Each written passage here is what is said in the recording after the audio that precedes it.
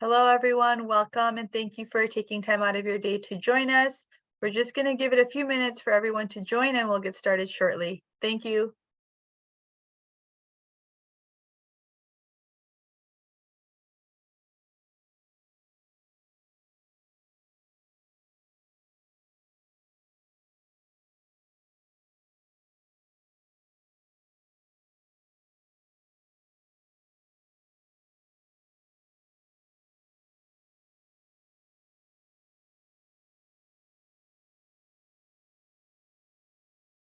Welcome, everyone. I see more people joining. Thank you so much for taking the time out of your day to join us. We appreciate you being here. We're just maybe give it one more minute for everyone to join, and we'll get started shortly.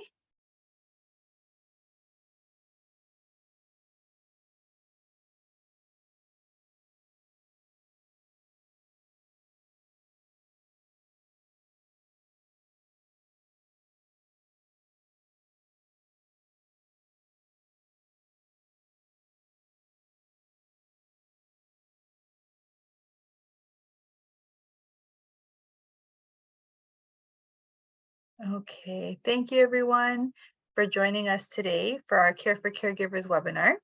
I know we're about a minute out, but I'll get started because I know we have a packed hour today and I want to make sure we get everything in there. So today's webinar is on neurodiversity, which is a very interesting topic, and I'm really excited to learn more about it today. So we're going to learn practical strategies on how to support neurodiverse employees and colleagues to be successful on their job. This webinar is to assist human resource professionals, employers, supervisors, managers, and coworkers, and counselors. Just a couple of quick housekeeping items. If you experience any technical issues, if there's anything that's not working, please send email to the webinars at safecarebc.ca, or you could type something in the Q&A box and I can help support you as well. I wanted to just acknowledge that this is a partnership with Safe Care BC. Care for Caregivers is a partnership between Safe Care BC, the Canadian Mental Health Association BC, through funding from the Ministry of Mental Health and Addictions. And while we meet today on a virtual platform, I would like to take a moment to acknowledge the importance of the land which we each call home. I want to start by recognizing that we are gathered on the ancestral and unceded territories of the First Nations, Inuit, and Métis people across British Columbia. We thank them for being good caretakers of the land and allowing us to be visitors on this shared territory to do good work. I just want to give a quick introduction for our facilitator today. So this is Dr. Karen Bopp, and she has worked with autistic individuals for over 28 years. Recently, at the University of BC Centre for Interdisciplinary Research and Collaboration in Autism, she has created 4 ProD programs for professionals in the fields of medicine, dentistry, employment, and childcare. She currently holds a position as Executive Advisor for the Office of the Representative for Children and Youth of BC. So without any further ado, I'd like to turn it over to Dr. Karen Bopp. Thank you so much for joining us and being here today. We really appreciate you taking the time. Thanks so much for the introduction. Let me just share my screen, make sure that I do it all the right way that everybody can see. So I'll start it. And everybody, you can see that? Nodding heads? Looks perfect. Good. Thank you. So thank you so much for having me. I want to acknowledge that I'm actually joining you on the unceded and traditional territories of the Coast Salish people, including the Musqueam, Squamish, and Tsleil-Waututh nations. And I'm privileged to be able to live, work, and play on these lands. I also want to acknowledge that what you're going to be hearing at the project that I'm going to be talking to you about today was funded by the Ministry of Children and Family Development. I want to thank, before I start, the co-developers on this project, who are Sharon Hugh. She's the Circa instructional designer, so we made sure that everything that we create is really for adult learners, and the instructional designer made sure that occurred.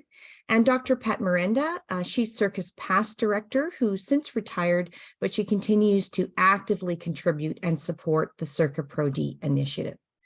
So here's the question, what is Circa? Well, Circa stands for the Centre for Interdisciplinary Research and Collaboration in Autism. It's at the University of British Columbia and the Faculty of Education.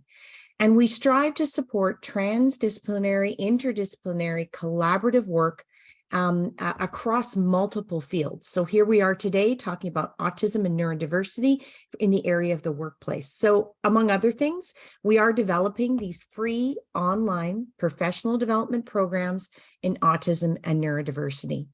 And these programs that we've created are targeting dentistry.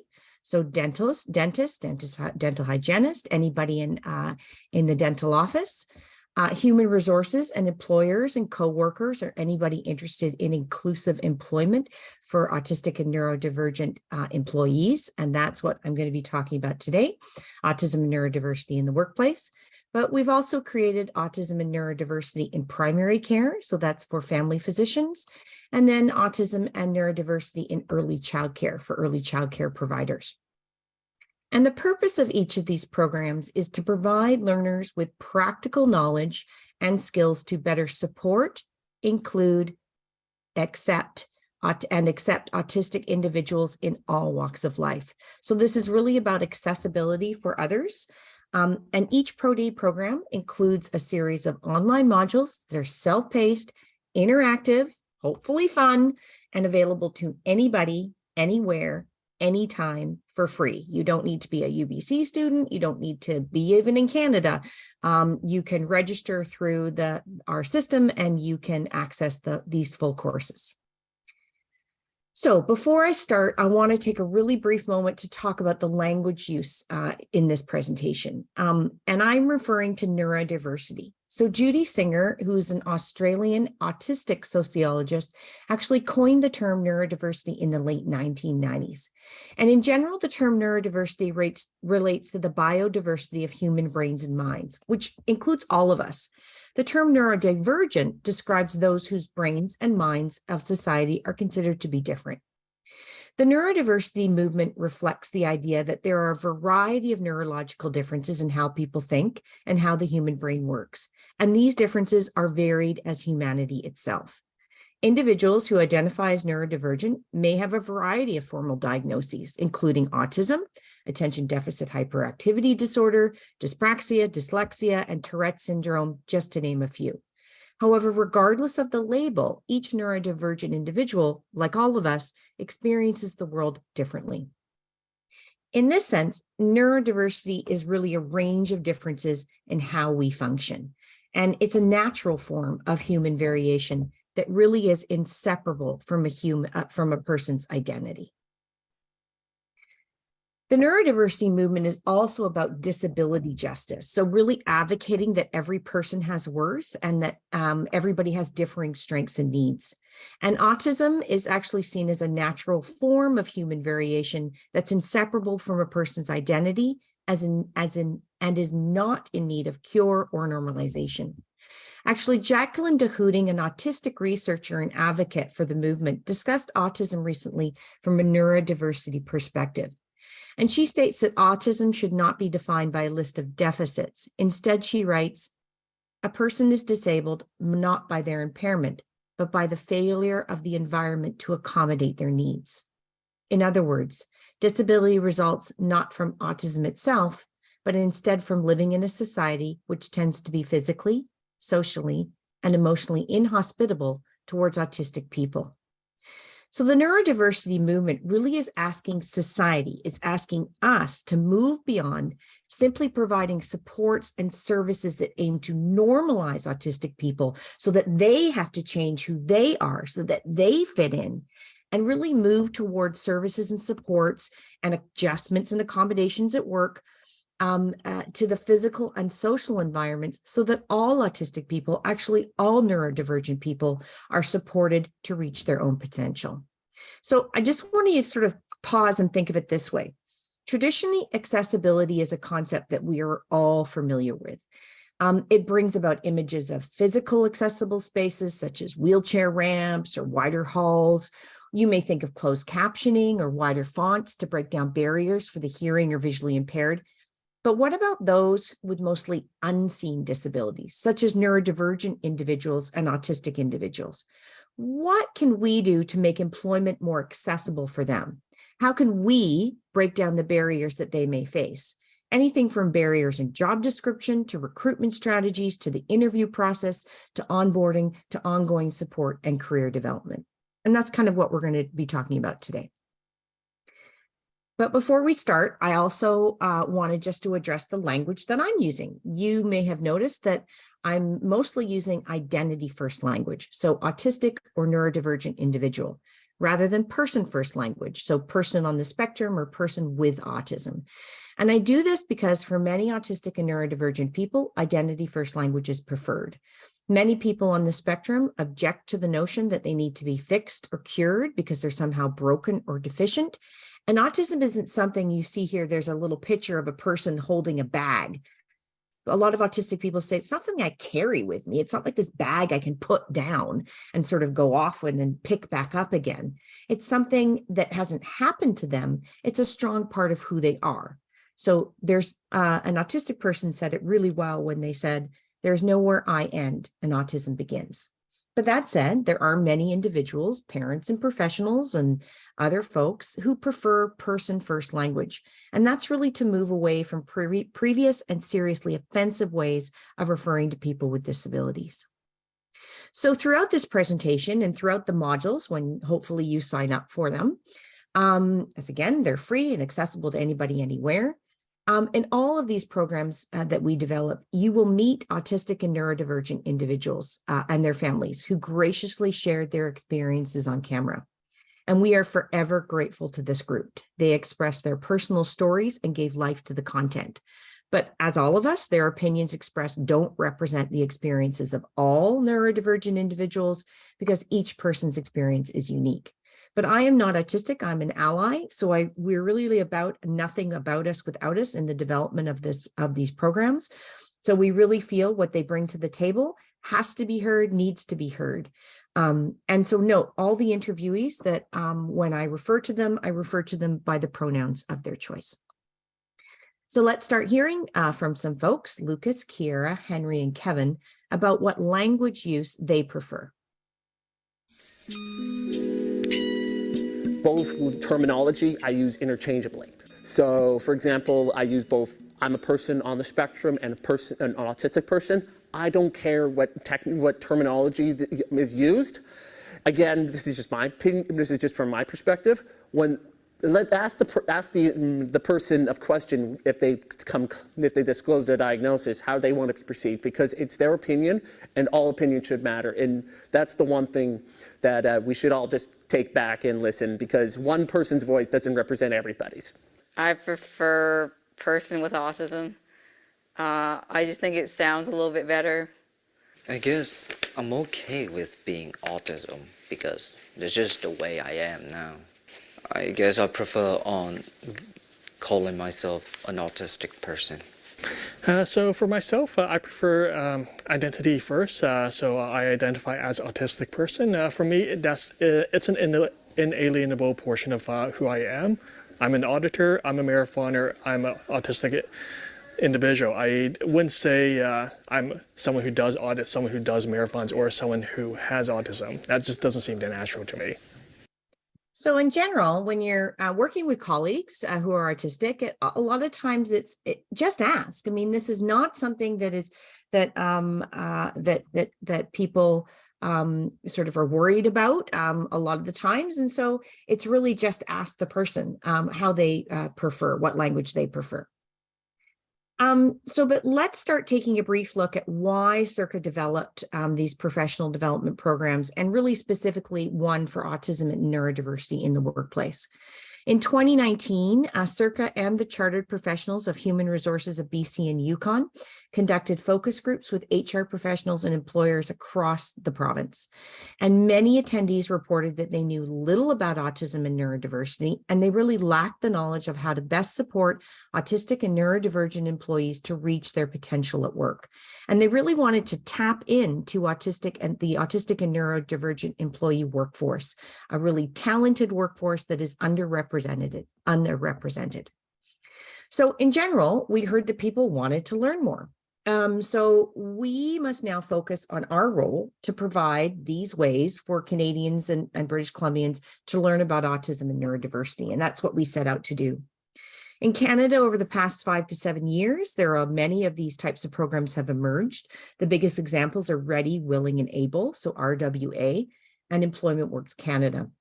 And our program is in no way trying to replace or compete with the wonderful work of RWA.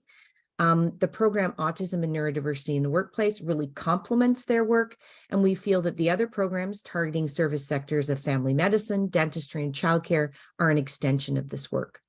So it really is about examining how we can adjust our actions and make various environments more accessible, inclusive, and accepting. And this is in line with the social model of disability. And in a social model of disability, a person is not disabled by the things that they cannot do, but because of the restrictions and barriers placed upon them by society.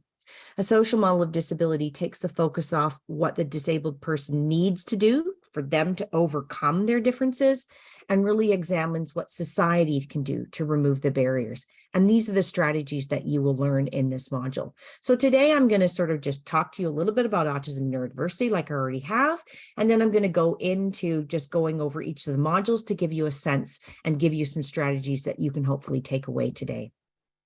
But first, we also, as we said, it is on us to change what we do, our attitudes to be inclusive. And I want you to hear the impact of always trying to fit in from one autistic advocate. Now, Faye's words reveal to us that it's really important to understand that it's okay to be autistic and that the differences in the way people interact are not viewed as wrong. So again, when you've spent your whole life being the person that has to change to fit in, it can have an effect. And let's listen to Faye.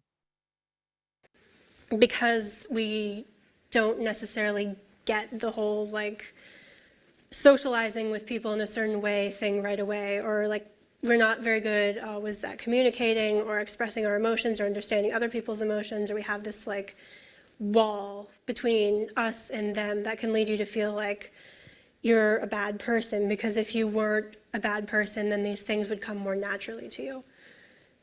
If there was just a way that we could, I don't know, if we could find a way to lessen that feeling and just come from a place of understanding on all sides, then I feel like that would be beneficial. And so it can't always be on the shoulders of autistic individuals, because that really, as you can see, affect a person's mental health as well. We want to promote inclusive, accepting work environments where people don't have to feel like a bad person because they don't necessarily see the world as others. So let's talk about the program development. I'm going to talk about how all programs were developed. They're sort of developed in the same structure.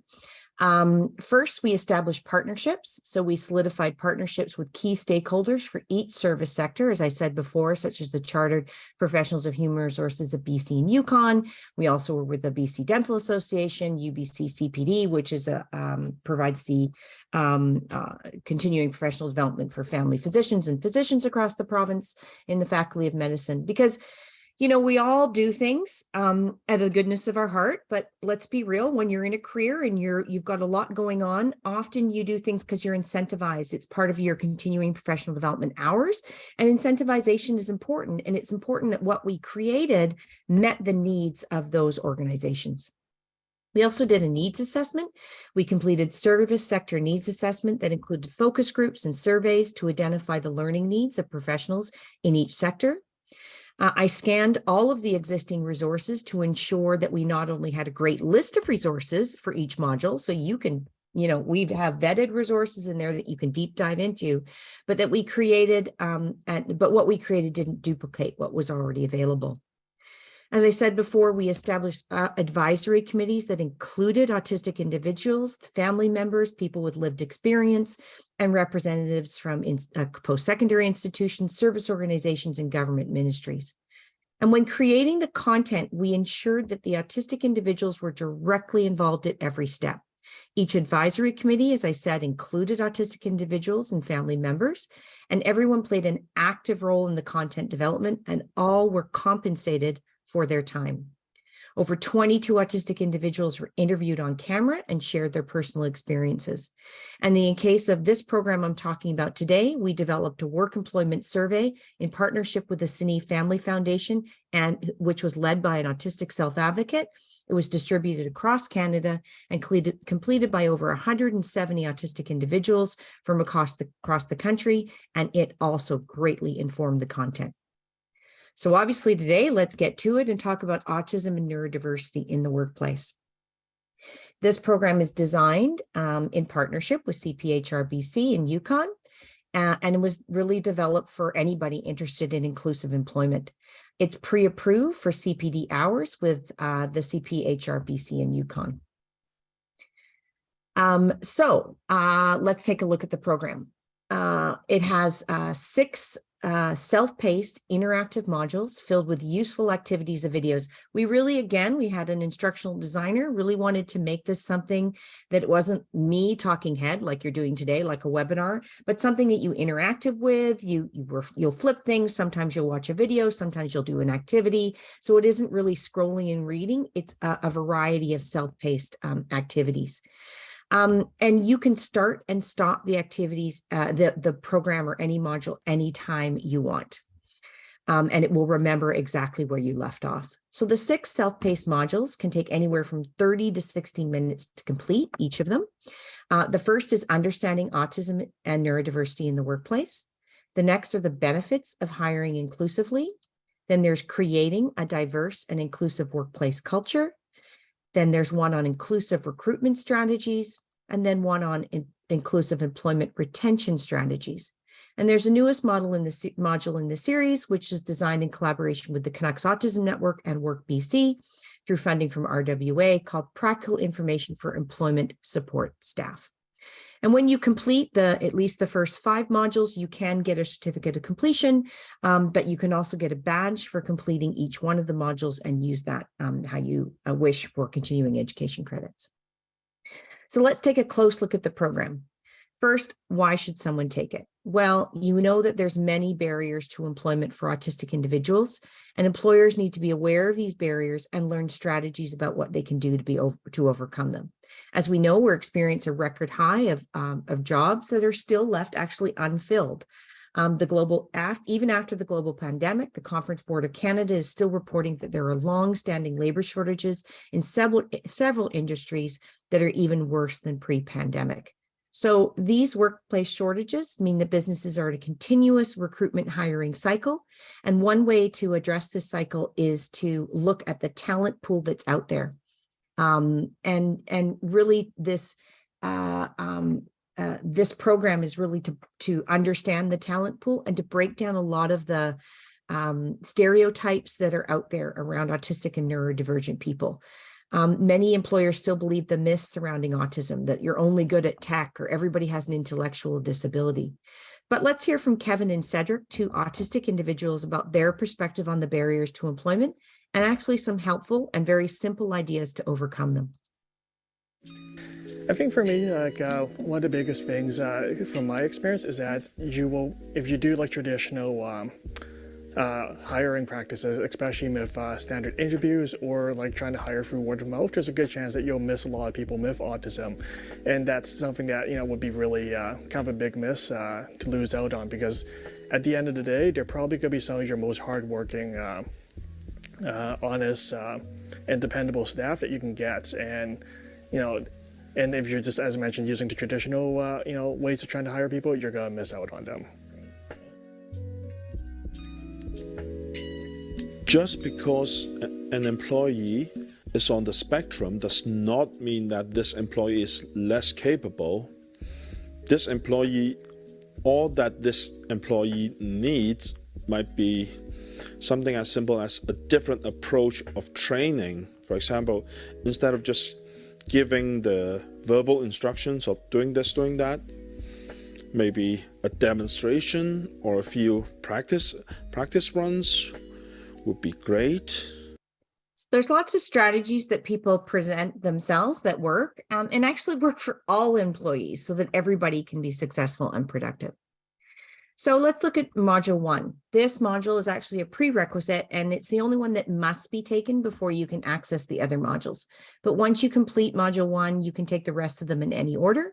And when you complete a module, you can then return to it any time and freely move from lesson to lesson to access the resources and the strategies that you need. So, in the traditional sort of, even webinars, you get a handout, or the traditional sort of things you go to, you get like a binder and you kind of look through it and you kind of remember what you were taught. This really is all online for you. And once you go through it, you can access it anytime. You can go in and get download things that are in the modules.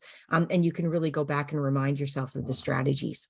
So this module focuses mostly on learning about the key features of autism and neurodiversity in the workplace. It addresses common myths and stereotypes, and then it provides a really brief overview of each of the topics in modules 2 through 5.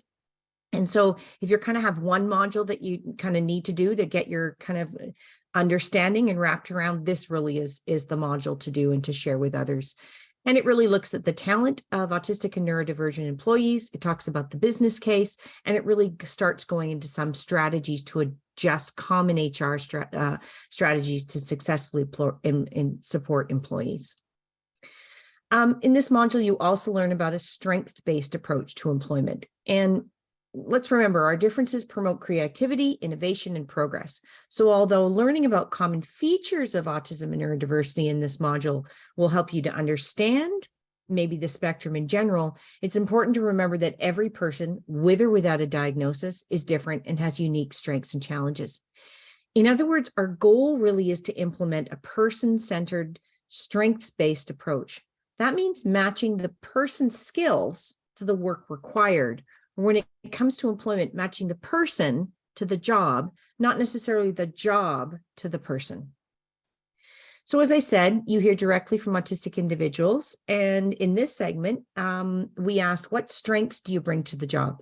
So it's an opportunity to dispel some myths and hear about the many different strengths a person offers. Let's hear.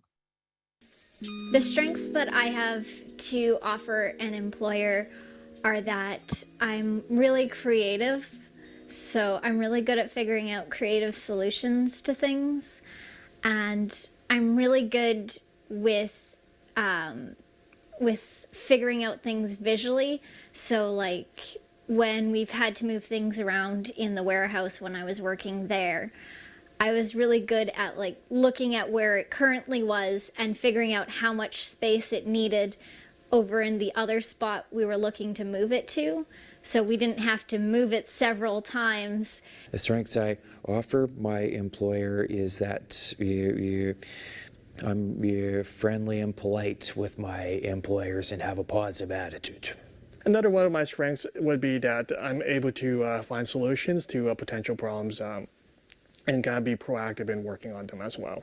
Strengths I have to offer an employer are I can be very task focused. When I get into a certain mindset, that sort of like switch turns on in my brain and I can just focus on one thing and like go straight from beginning to finish, no interruptions. And I can be very, very organized if I have a certain like idea in my head of like how I want things to go and things to look like.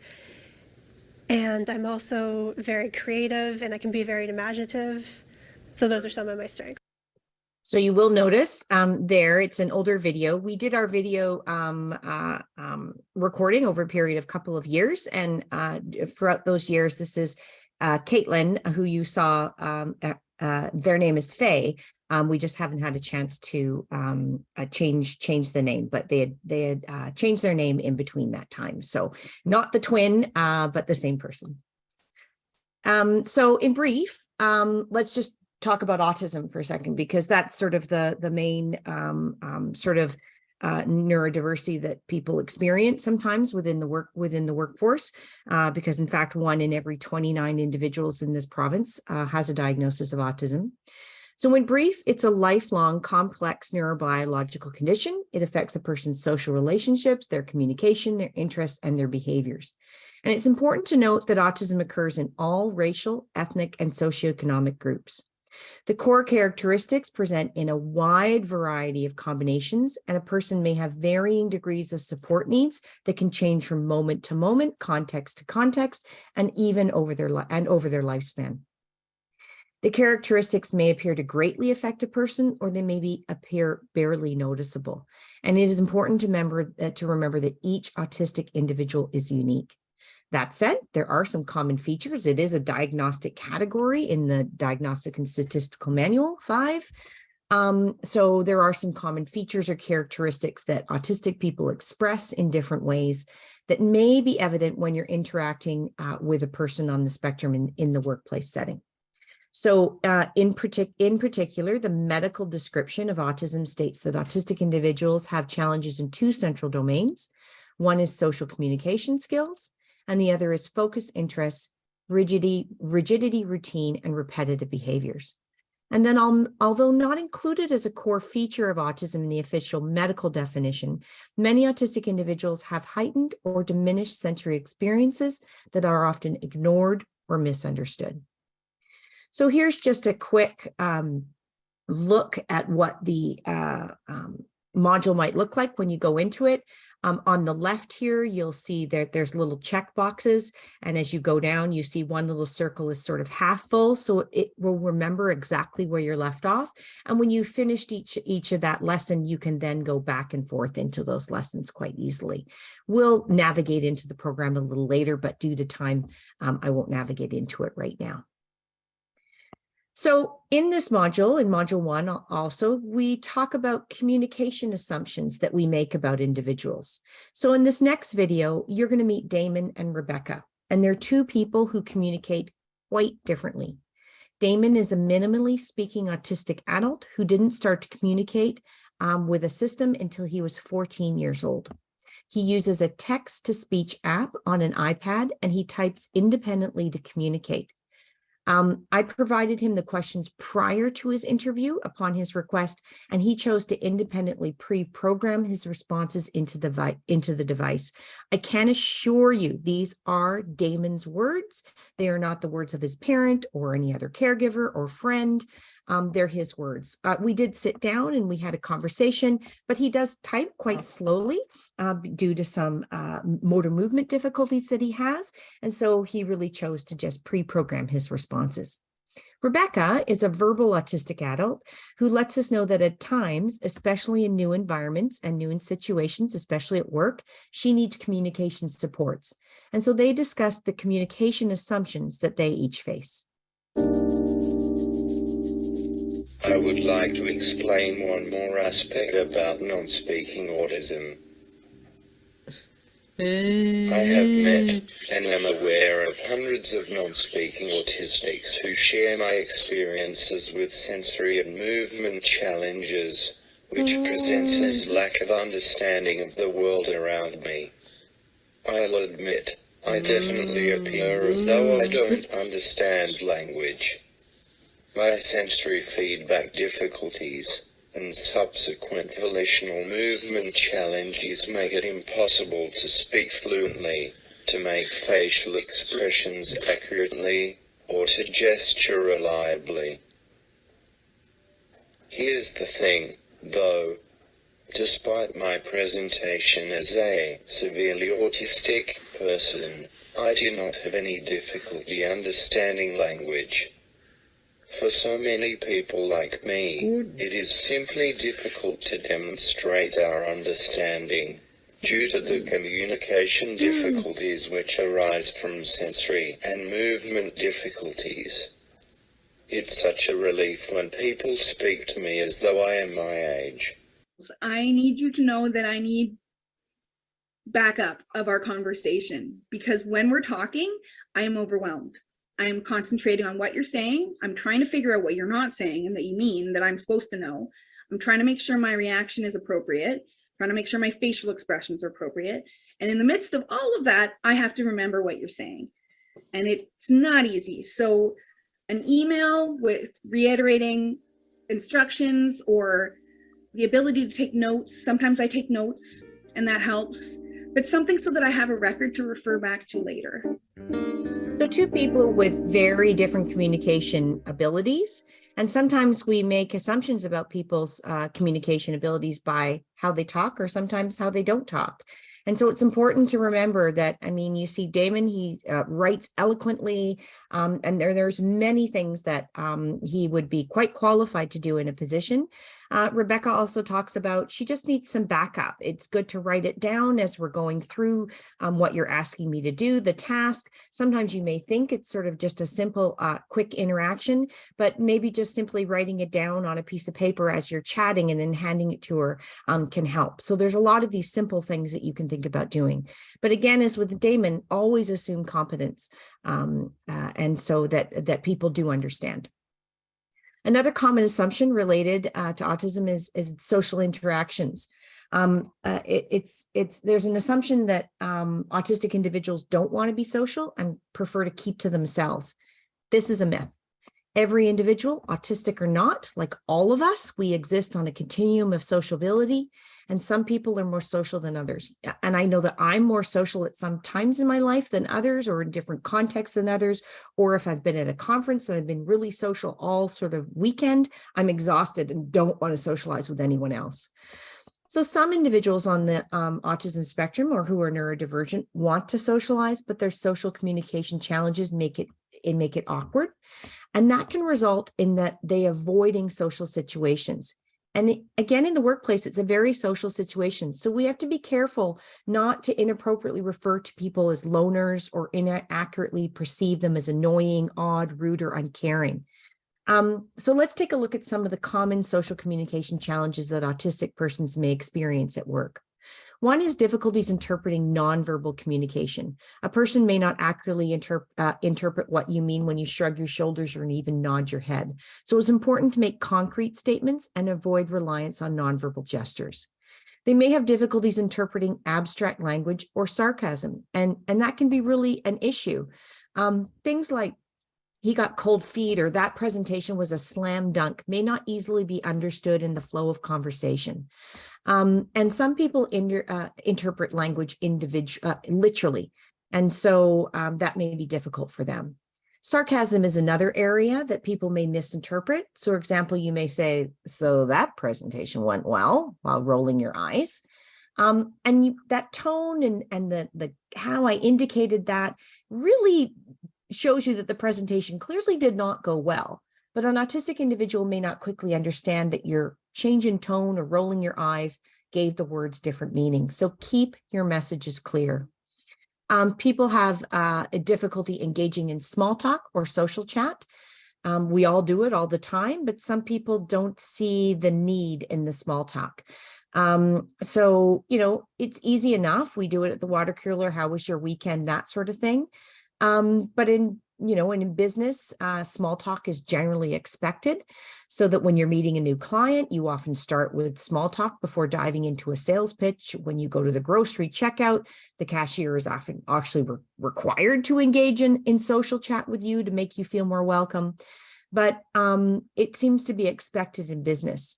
But when it's not delivered, and then autistic individuals don't deliver it appropriately, they're at risk for being unconsciously judged as rude or uncaring. And many autistic have learned the art of small talk, but say it can actually be quite exhausting. So, simply remember, there's some ways to open conversations, and some people may not be as interested in small talk as others. You may also find that individuals have difficulty modulating their own voice, their volume or pitch, to match the situation. So they may sound uncaring when actually they're very passionate about a topic. They may have difficulties initiating and staying on topic. So, this may, you may have to do this in a meeting. So you may have to respectfully remind someone to keep their conversation on topic. Or you may suggest that you can discuss with that at a later time. So in conversations, you could say, we're discussing the building proposal right now. Let's write down that we need to discuss the land issue next. So just sort of saying that will come up next sometimes helps. And the final social communication difference is when a person has difficulties taking another person's perspective accurately and reciprocating or taking into account their emotions or feelings. So if you don't think a report was done well, but the employee is still learning, you may adjust your feedback to focus on some positives and then discuss what needs to be changed rather than just saying, this is wrong. So sometimes people have difficulty understanding that and may be quite blunt in their feedback. Or you may decide that it's not the best time to ask your boss for help right when she obviously is running late for a meeting. So some persons with autism have difficulty doing that. They just may need some specific reminders on how to give feedback or where and when would be the best time to ask for assistance. Focused interest is another area for individuals, for many autistic individuals, and it can actually be a strength, especially in the job. We all do things that we're interested in, and so many, of course, matching the person to the job so that they can use their strengths in that job. And so another one is the need for consistency and predictability. We all like things to be predictability. We all like keeping ourselves on track. Adherence to routine is one type of rigid behavior that autistic individuals rely on to actually reduce stress and anxiety. We all do. I rely on a routine to reduce stress and anxiety. And they help most of us, especially in times of stress. A common assumption is that all autistic individuals are rigid or unable to cope with change, but adherence to routines, desiring sameness, ritualistic behaviors really do vary from person to person, moment to moment, context to context. Some individuals may have a hard time adapting to change, while others don't and may simply need a forewarning that changes will occur.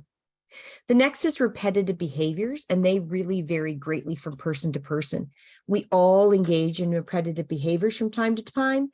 You may be shaking your leg right now. You may be doodling right now during a meeting. You may be playing with a fidget spinner right now.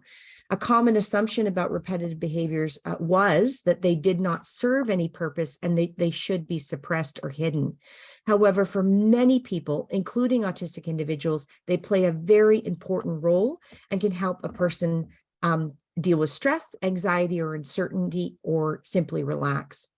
Many autistic people refer to these behaviors as stimming, and one autistic individual said it best: to stim freely and openly helps with my communication. It reduces my overall level of stress and therefore makes it easier for me to receive information and input from others.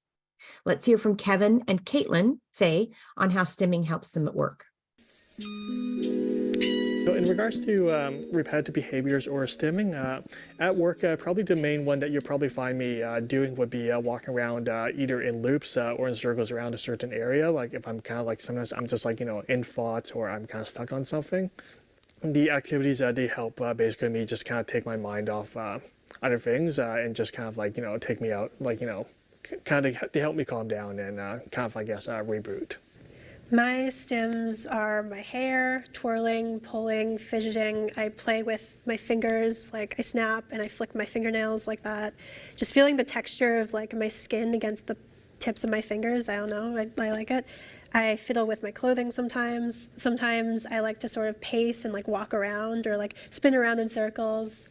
Dancing also helps, and listening to music, all kinds of different things. What stimming does for me is it calms me down, it makes me feel better, more, not necessarily happy always, but safer and less stressed. It's sort of like, I guess, taking a long bath after a long day, like just that feeling of the stress leaving your body and you feel so much better. So let's talk a bit about now sensory regulation. We all have 5 basic senses, and we filter these out to pay attention to things throughout the day. So mostly when you're in a noisy restaurant, you filter out irrelevant information like loud talking or music or candles or the taste of the food or the material on your chair. But many autistic individuals take in multiple types of sensory information all at once and may have difficulties filtering sensory input. So let's hear from Kayla about her sensory regulation experiences. The biggest sensory differences for me that I know about anyway are sound and touch. And so I'm very sensitive to both, and I can't block out background noises. So if there's a lot of people talking all at once, whether they're whispering or talking really loudly, it makes no difference. If my brain tries to process it all, which can be very overwhelming and can lead to me not being able to process anything because my brain just gets overloaded. So those side conversations in a meeting when you're paying attention to maybe the speaker or someone else is talking in the meeting really can be, they're distracting often to all of us, but for autistic individuals, they may completely take them away and take them out of the situation. And so they may not be able to concentrate or follow the directions or get the information that they need. So let's take a brief moment to discuss stress and anxiety. And I'm talking to the experts here today. So just as a reminder, stress and anxiety are not considered core features of autism or even neurodivergent individuals. Many individuals will get anxious in situations that other people may not find stressful. Many neurodivergent individuals may, but some individuals may even have an anxiety disorder. So feeling stressed or anxious is not exclusive to neurodivergent employees. If a neurodivergent employee shows signs of stress and anxiety, it's important to remember that, like for any other employee, these are not insurmountable. There is continuing new research emerging about how to support the mental health of all employees. And so really often the times the difficulty is that it is not necessarily, a lot of times autism or the ADHD will overshadow, oh, they're doing that because of their autism or because they're autistic or they have ADHD, not because they're anxious or have some other mental health concerns. So it's important to address stress and anxiety in and of itself. Module 2, let's get to Module 2, and I'm going to whip through the rest of them really quickly. And Module 2 focuses on understanding the benefits of hiring inclusively. So you may find a time when you have to teach others about these benefits, and this module really provides everything in one place. In this one, it's really about the business case, and that really starts with the talent. Most neurodivergent people want to work, are capable of work, and can make positive contributions in the workplace. And it's not just about computers and tech. It ranges from retail to customer service, to journalism, to science, to trades, to finance, just to name a few. And so let's look about the talent. Autistic individuals are qualified. 50% of autistic individuals who enter post-secondary education attain a degree. They're reliable. 86% are rated by their employers as average or better on attendance than their colleagues. They exceed performance standards. 90% are rated as average or better on the job performance, and they're there for the long term. The turnover rate has been found to be as low as 7% with 72% retention rate. I'm going to skip this next video due to time, but you can find this video on what it means to work in the module. Work helps me feel. In Module 3, we focus on strategies to promote a neurodiverse and inclusive work environment so you can tap in on this talent pool of potential employees. And inclusion isn't simply about meeting a quota or counting heads. You learn in this module that true inclusion is where people from different backgrounds, abilities feel valued. So let's look at some of the content that we cover for this. So we understand the advantages, we learn simple strategies to create an inclusive environment, and the key issues related to disclosure in the workplace. So you get a sense in this that this ProD program and this and others, that it's not specifically and only for autistic or neurodivergent employees, that these adaptations and strategies that you learn are meaningful to all employees to help all employees be successful. So let's just go through some quotes about some organizational strategies that you can think about. One is being flexible. A person writes, "My brain is functioning some days and low others. I do lots of work in one day and the next 3 days I can't speak. Flexible timelines for projects is a good idea." One is a strength-based approach. As I said, match the person to the job, not the job to the person. Another is an integrated inclusive management model. There should be diversity training so that management and employees understand about inclusion. The next is to remove the accommodation stigma. Accommodation always seems to bring this sort of legal things, and I got to declare my disability and all these things. So look at accommodation not as a special treatment, but as a best practice beneficial to everyone.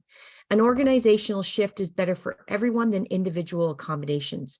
Then no one would be forced the risk of disclosing of the reality of being outed as disabled for using individualized accommodations.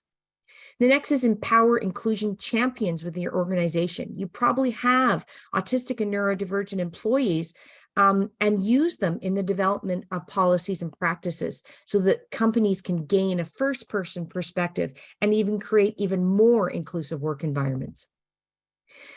Create mentoring programs. You know, you probably have supportive and understanding person who's a boss or a mentor. Many of these have disabilities themselves that can help transition a person and into the workplace and throughout their time in that workplace. Encourage self-awareness and openness between all employees. One employee said that instead of expecting me to verbally describe my challenges and history on the job with every new supervisor, being able to provide them with a written information about what works well for me, what I need support with, areas that I know need improvement, and what I've done so far helps me communicate more effectively. And the last couple are, schedule time for employees to give constructive feedback. Encourage people to ask questions and speak up to both coworkers and executives. A business can become non-inclusive if it doesn't attempt to give employees any means of socializing or talking about things during or after work. The more chances people have to share their ideas with each other and discuss work matters, the more connected the group of employees will be.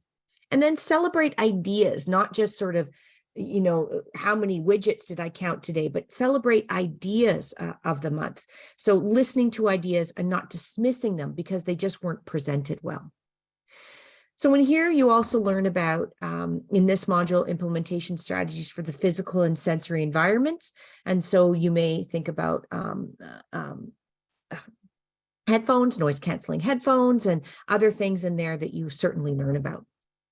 And here's just a snapshot, a video, a screenshot of, again, inside one of the modules. So you can click on this and you learn about recruitment process. And this is about job advertisements. It gives you ideas that state clearly that you will make adjustments to accommodate persons. Directly on the job application, ask all applicants if they need adjustments to participate in the interview. So this gives you ideas of what to do in a job letter, what to do with onboarding, and what to do with career development. So what's it like working in an inclusive environment? Let's hear from Cedric and Kayla. Working in a place that accepts me means that I will be much more likely to devote more of my time and effort to performing my daily tasks and earning the recognition from my coworkers and eventually my supervisors. It means not having to make a big deal about my differences and feeling more accepted and like I can just be myself and not have to worry about it. Because in other places where they're non-inclusive, you have to hide a lot and pretend to be somebody else, which is where my acting comes in handy. But it's stressful when you're not supposed to be acting and you feel like you're lying to everybody around you, and it's not a good feeling. So it means not having to do that. Really well said. In Module 4, we look at inclusive recruitment strategies. So you learn how to attract neurodivergent employees, learn how to adjust the job advertisement, the description, and remove barriers, and especially remove barriers around the interview process. So here's an example too, sort of in the module, you learn tips of, include only skills that are required for the job, describe the physical and social environments, be concise, use plain language in the job description, ask only what you need on the job application. So things like that, it gives you some strategies to think about. And another interview barrier that's a big one is the interview. We know that many autistic individuals have social communication differences, and that if they're not able to perform in a traditional face-to-face interview, it really puts people at a disadvantages. Autistic Brief, somebody in there said that the current interview system tends to discriminate against autistic people as it calls for skills of communication, relating to people, and thinking on the spot that are often difficult for us. So we have some ways. One of these ways, I'm going to navigate you to the module now. And here we go, and we're going into the module, and I'm just going to scroll down. And so here's just some ways where you can adjust your questions. So when you ask traditional questions like tell me about yourself or tell me about your background, you may get like I'm 32 years old, born in Vancouver, I have a dog and 2 sisters. So adjust that. Say, tell me about your past or current education, make it specific. Tell me about your previous work-related experiences. So you just navigate to the next one. When you ask, why do you want to work here? You may need, I need a job or I need to make money. So instead ask, describe how your previous work volunteer experience helps you in this job. And so there's a lot of questions like this that you go through. And this is just an example of the interactivity of the program. And then if you scroll down, you can actually download it right away, the modified questions for you to use immediately. So let's navigate back to the slide. So in module 5, that focuses on onboarding and day-to-day strategies to support autistic employees to work at their best. And you really discuss that the advantages of accommodations and adjustments are really for all employees. But one thing that we also have learned about adjusting jobs is from COVID-19. The COVID-19 pandemic has taught us that really accommodations in the workplace are for everyone. In a relatively short period of time, many businesses pivoted and discovered that adjustments were not just for employees with disabilities or differences. They didn't take exhaustive resources to implement, and they could be applied without stigmatizing any one person group of employees. So Ashley Shue, an autistic self-advocate, said it best when she said, many accommodations demanded under COVID-19 were implemented within weeks, including the ability to work from home, to have flexible schedules, to get what we need without excessive and demeaning documentation, to share and celebrate creative adaptation, to work within the knowledge that all schedules can change. These are the things that disabled and chronically ill people have wanted for a very long time.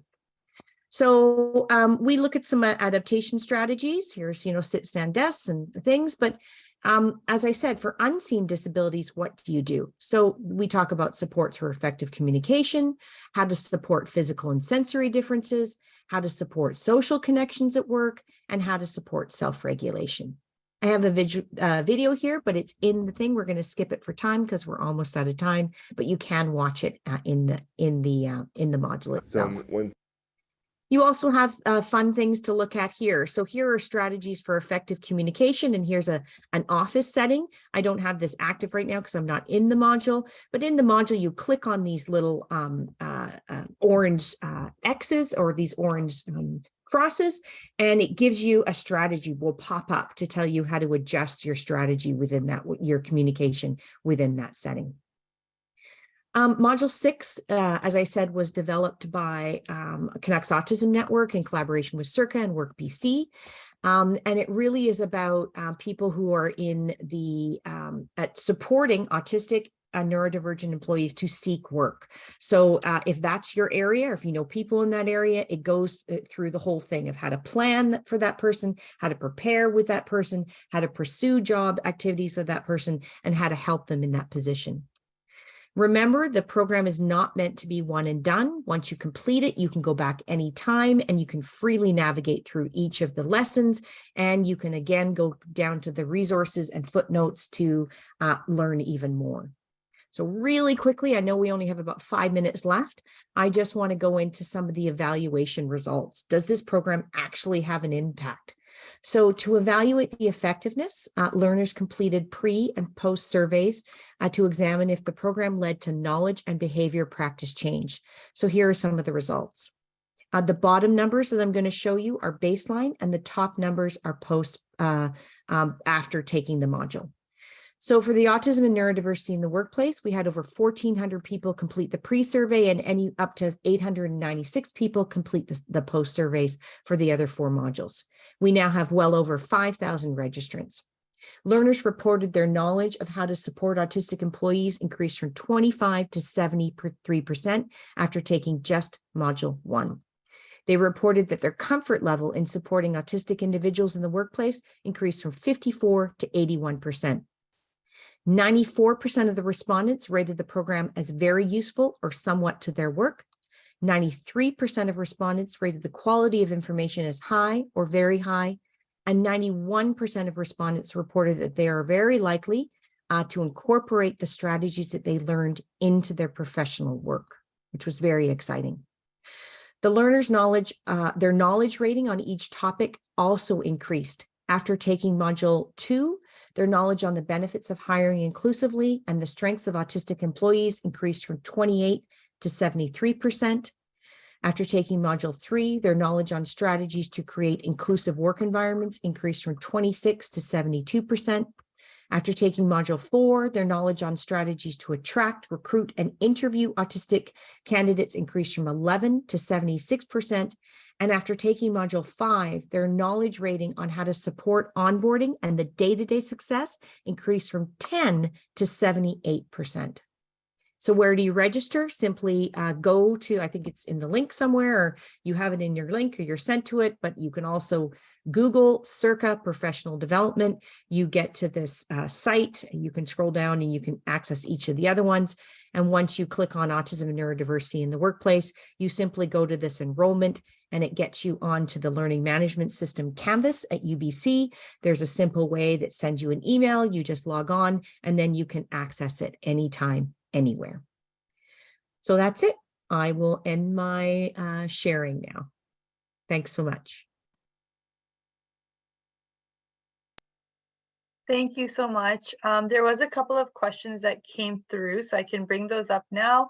And also, if there's anybody else that has any questions, if you haven't previously submitted, we have a couple of minutes, so we'll try to squeeze them in there. One of the questions that came up, I think you may have already addressed this, is there is a module in your program that talks to removing barriers to promotion and leadership. Is there a barrier around that? The full question was, we didn't do that exactly in there, but you know, it's really hard in this squished little hour to talk about everything. And so even within the modules, it's difficult to talk about everything. But certainly when you go into the modules, you will learn strategies, especially in Module 5, about how to promote ongoing career development for individuals. And it does talk about some of the barriers that leadership and management has faced themselves as autistic managers. Awesome. And then the second question that came in was around that the module seems to be focused more on autism specifically rather than all of neurodiversity and other conditions. So is there any other things other than autism that we speak about in these modules?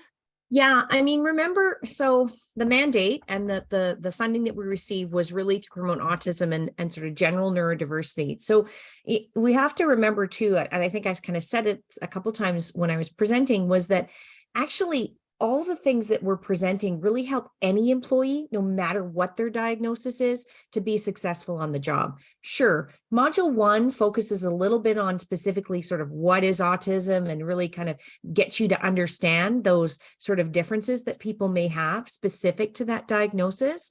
But when you kind of carry on from there, you will notice that you will use a lot of these strategies with any of your employees. If a person has any diagnosis or not a diagnosis or is self-diagnosed. So certainly, yeah, I take that. It's not about the full spectrum. We just didn't have the time. And so we focused on autism as sort of the core. And we would really hope that other organizations take on and continue on this work to promote other strategies for people with other diagnoses that are neurodivergent. Thank you so much. So just being mindful of everyone's time. Thank you for attending. Thank you so much for taking the time to facilitate this. So informative and so helpful. And I have shared the link for everybody in the chat. And I will be sharing the recording for this, as well as a PDF of the PowerPoint if anyone's interested. And if you have any specific questions for this webinar, if you could send them to webinars@safecarebc.ca. I would be happy to forward them on and to get you the information that you're looking for. So thank you so much. I appreciate everyone taking their time, and have a wonderful rest of your day. Thank you so much. Thanks for having me.